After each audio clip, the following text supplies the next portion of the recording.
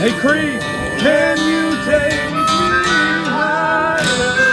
Not much for a city boy, but the women I find in my sauce is soy. Can't call myself a countryman, cause I sit on my don't work my land. One of these days I'll give a damn. Till then, well, I am what I am.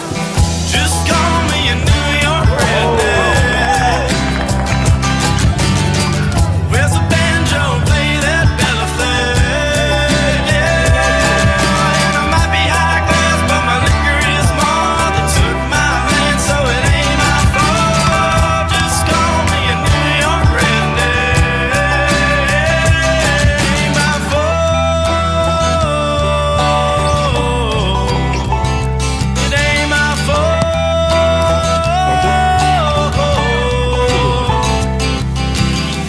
Finna bet on some horses at the track. Drive into Brooklyn, ain't never coming back. Tim's on the ground in the concrete jungle. I might get into a little rumble. Ain't nothing but a high-tailing man, bred on the farm, so I work with my hands. Just call me a New York redneck. All right, welcome to episode 5 of the Sportsman Dan Show. I'm still not sold on the intro video yet. I think my heart was in the right place, but maybe some of those clips need a little tweaking.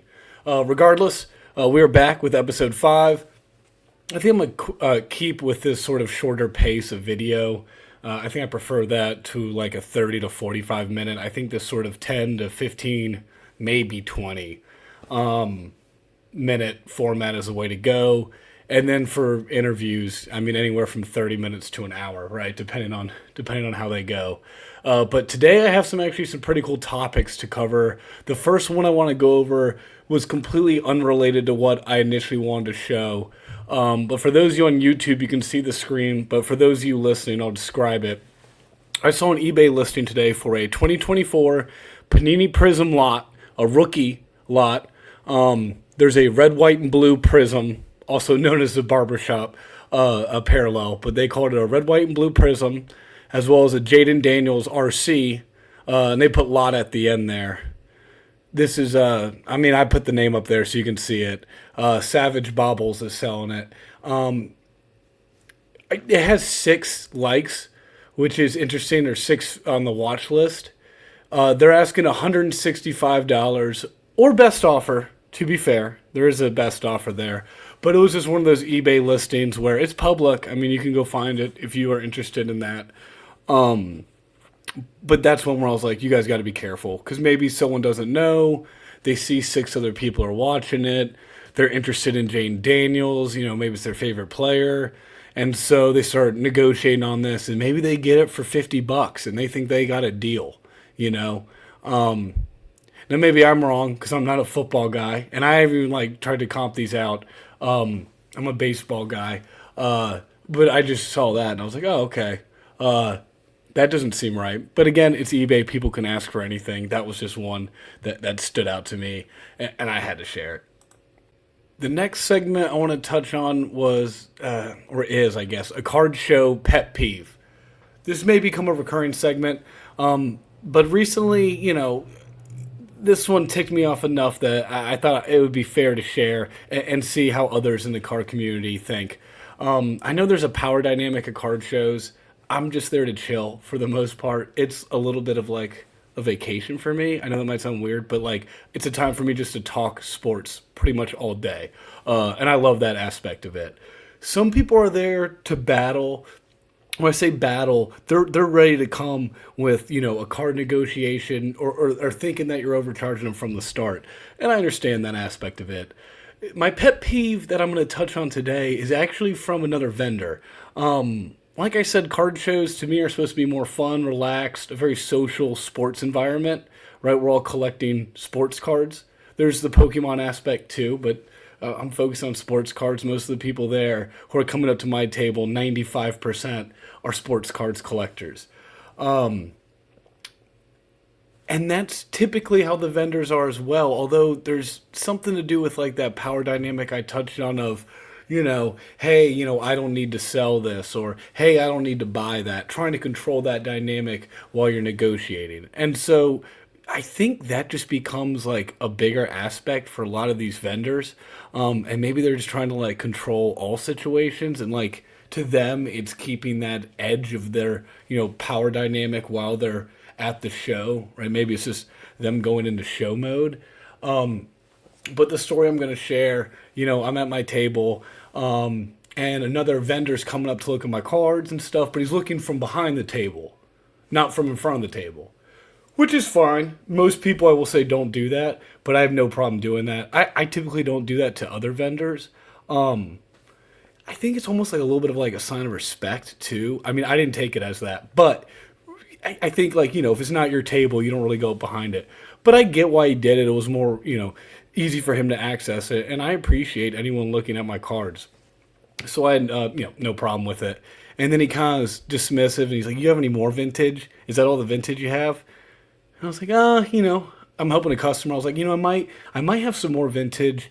He's like, okay. And before I could get like another word out, he was like, go ahead and get it. You can bring it over to me. I'll take a look. And I was like, all right. And I thought about how to handle it, because it was one of those ones too where I was helping a customer and he's telling me to go grab my vintage and bring it over to him. And, I just told him later, like, after I finished helping the customer, of course, was like, hey man, I didn't bring the vintage I thought, so, I don't have a stack for you. So, no big deal or anything, but it was like, dude, like, you're not my dad. Like, you're not my boss. I don't have to bring you anything. I'm trying to sell cards on my table. Like, I paid to be a vendor here. It felt like more of like a control thing than like he was genuinely interested in looking at any of my vintage cards. But I was polite, non-confrontational. Just said I couldn't find them, didn't have them with me. But I don't know. That's something, like I said, I've only been doing this about a year, setting up as a vendor, about a year and a half maybe. I don't know. I wouldn't be that guy. I would never do something like that. And again, I don't think it was a big deal. It was just a little pet peeve. I never experienced anything like that before. I won't, go around telling people what to do. I get I'm a little bit younger. I'm like 30 years old. Like 30. I am 30.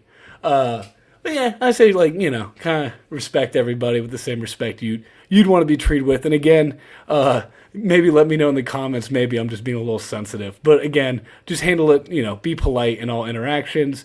And at the end of the day, I think he was just kind of in that card show mentality where he's just trying to control, the whole, every situation. I don't like people coming. I got my money there and stuff. Don't come up behind my table, I don't know. Let me know if there's any pet peeves that you guys have experienced recently. And I think that's going to do it for my card show pet peeve that went a little longer than expected. All right, next segment, we're going to quickly touch on the Coby Mayo Corner for episode 5 here.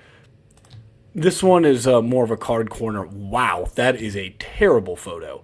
I've been interested in this Coby Mayo Stars of the Night insert from the Bowman Chrome 2025 Cosmic Chrome, excuse me. Cosmic Chrome is a super overpriced product. I don't recommend buying it. However, this was a super cool, I believe it's an insert. Like I said, I don't really rip it too much, but I need it for my Coby Mayo collection. Want it bad. It's cool for those listening. It's the Van Gogh Starry Night in the background with Coby Mayo.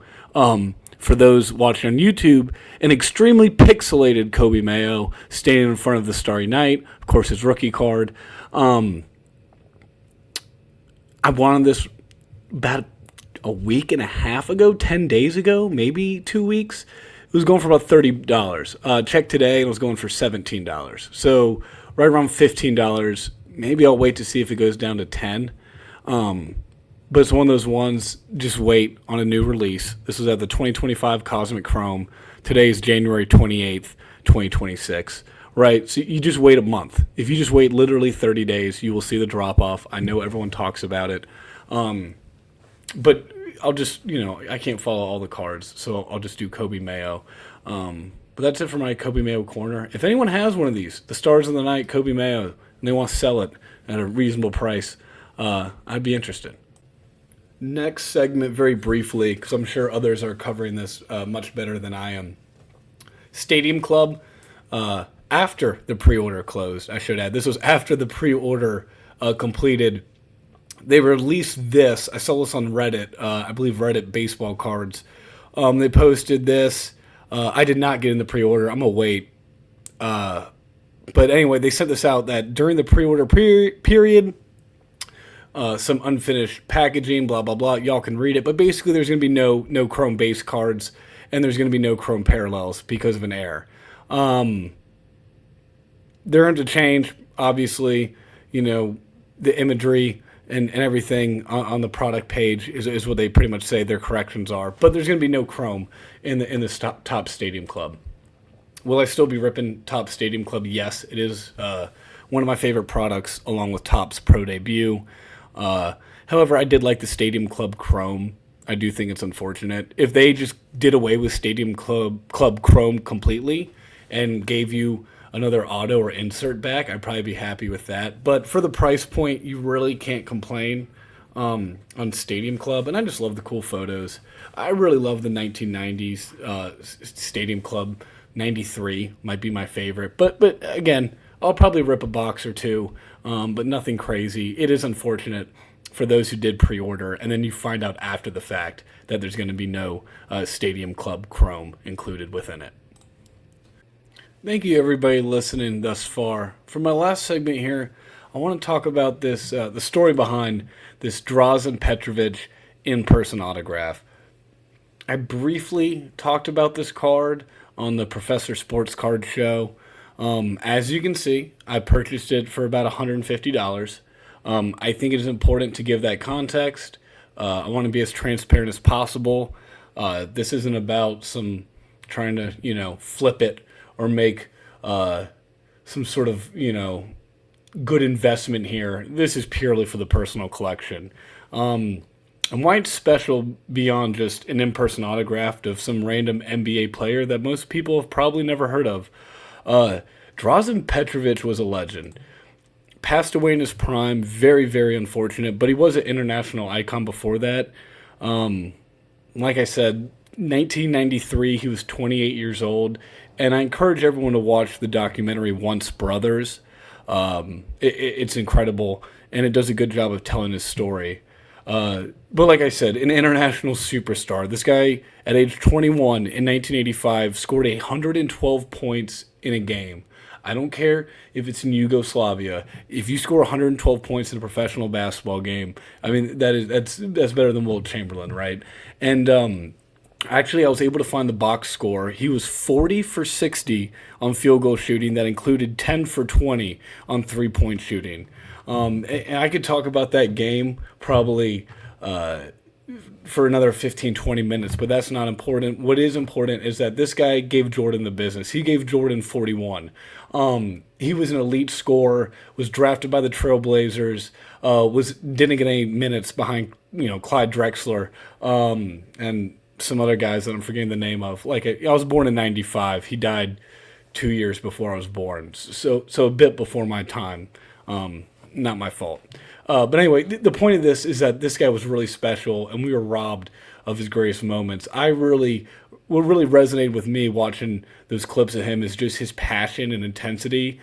When I hooped, I was nowhere near the level of a hooper as Dražen Petrović, but I play with intensity. I'd like to bang some three-point shots from time to time, and I had one gear, and that was fifth gear, go, right? 100% full speed ahead. I did not have the finesse of Dražen Petrović. I like to think I did, but I encourage everyone to go watch clips of him. 6'5" guard, in my opinion, the most perfect basketball player ever. And why his story's so interesting was that he played with Vlade Divac on Yugoslavia. Then, unfortunately, the war over there with Croatia, Yugoslavia, Serbia. I'm getting on a tangent here, but it's a very, very unique story. And when I came across a Dražen Petrović, I mean, how many autographs did he sign if he died at 28, right? I've never seen one, and the only ones I have seen on eBay were $1,000, $900, something like that. in most contexts, I'd be very wary of this. I would walk away, maybe ask some questions. But the guy selling it was, I'm not going to drop his name right now just because I didn't ask him if I could. I think that'd be a little disrespectful. But he's known in the area for basketball. And I see him all the time. I talk to him all the time.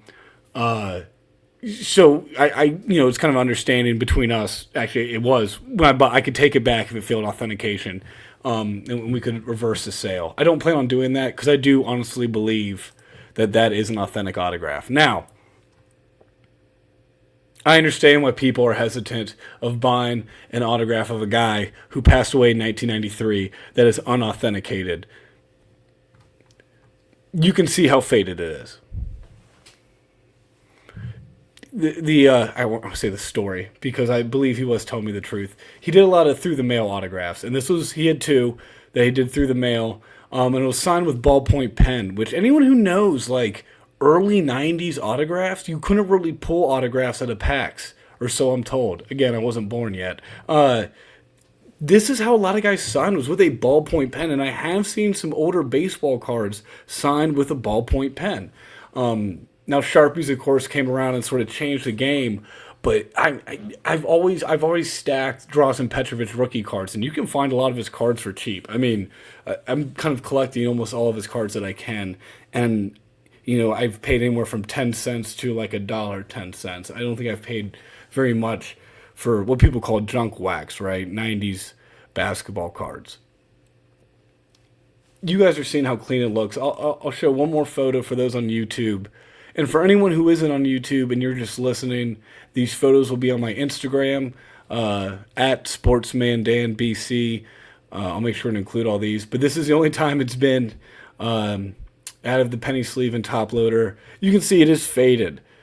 But for those who know Petrovic's autograph, I mean, that is spot on. It's not a super pretty auto. Sorry for jumping around here. It's not a super pretty auto. It's honestly pretty messy. It looks like how like a 10 or 12-year-old scribbles their name, and they just never changed it. But, I mean, like, he touched that card and signed it, right? Like, that guy should be, right, a living legend going to the Hall of Fame right now. But we'll never know with his career. But anyway, I mean, this is a super special card. I am going to send it out for authentication. I believe I'm going to do PSA.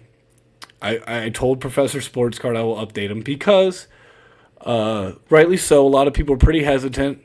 Maybe some people poke fun a little bit. But I totally understand. Someone else in my situation, maybe I'd poke fun as well. But that's it for me for episode 5. Thank you, everybody who's listened thus far. I said that twice now. Apologies. But I really do appreciate the support. Please let me know if you like the intro video or don't like it. It is going to be tweaked for sure. Always looking to improve. Maybe a green screen will be next behind me. That is not quite in the budget yet. But let me know any of your card show pet peeves. And I got some exciting ideas for episode 6. And I have some even cooler interviews coming up, especially for people involved in the ball card hobby. So thank you again, everyone, for listening. And that's it for me.